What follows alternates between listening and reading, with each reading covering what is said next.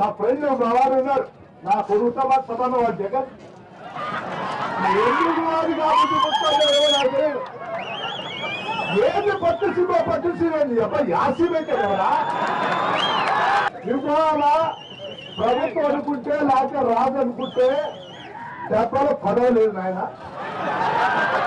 అదే అతనికి ఎందుకు ఆ బుద్ధి పుట్టింది ముఖ్యమంత్రికి ఒక ఆలోచన వచ్చింది. అయ్యా నేను పట్టుసీమ ద్వారా నీకు నీళ్ళు ఇస్తా.